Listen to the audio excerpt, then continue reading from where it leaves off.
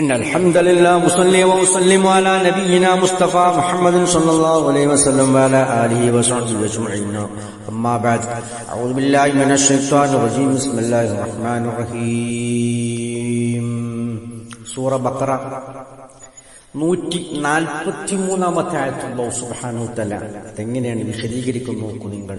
വകദാലിക ജഅൽനാകും ഉമ്മത്തൻ വസതൻ, വകദാലിക അപ്രകാരം ജഅൽനാകും നിങ്ങളെ നാം ആക്കി ഉമ്മത്തൻ വസതൻ ഒരു മധ്യമ സമുദായമാക്കി.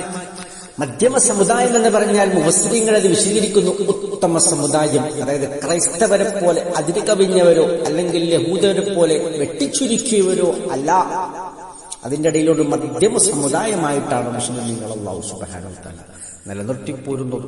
ലിയകൂനു ശുഹദാഅ അലന്നാസ്, ജനങ്ങൾക്ക് നിങ്ങൾ സാക്ഷികളാകാൻ. നിങ്ങൾ മുസ്ലിമീങ്ങൾ ലോക ജനങ്ങൾക്ക് സാക്ഷികളാണ്. വയകൂന റസൂലു അലൈക്കും ഷഹീദ, നിങ്ങൾക്ക് റസൂൽ സാക്ഷിയാകുവാനും നിങ്ങൾക്കെല്ലാ കാര്യത്തിലും സാക്ഷ്യം വഹിക്കുന്നത് റസൂൽ സല്ലല്ലാഹു അലൈഹി വസല്ലമയാണ്. വമാ ജഅൽനൽ ഖിബ്ലത്തല്ലതി കുൻത അലൈഹ, നിങ്ങൾ ഏതൊരു കിബിലയിലായിരുന്നു ആ കിബിലയെ അല്ലാഹു സുബ്ഹാനഹു വ തആല ആക്കിയിട്ടില്ല എന്ന് പറഞ്ഞാൽ ബൈത്തുൽ മുഖദ്ദസ് എന്ന് പറയുന്ന ആ കിബിലയെ ഞാൻ ആക്കിയിട്ടില്ല. എന്താക്കിയിട്ടില്ല?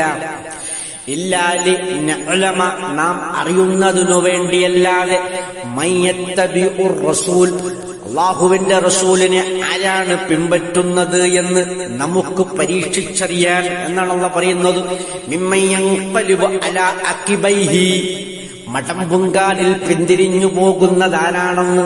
മടമ്പുങ്കാലിൽ പിന്തിരിഞ്ഞു പോകുക എന്ന് പറഞ്ഞാൽ വന്നുടനെ തന്നെ ടക്കെന്ന് പറഞ്ഞുകൊണ്ട് തിരിച്ചങ്ങോട്ടന്നെ പോവുക.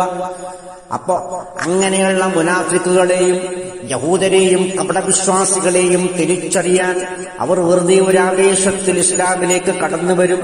എന്നിട്ടെന്തെങ്കിലും മുറിഞ്ഞായങ്ങൾ പറഞ്ഞുകൊണ്ട് തിരിച്ച് കുഫറിലേക്ക് തന്നെ പോകും.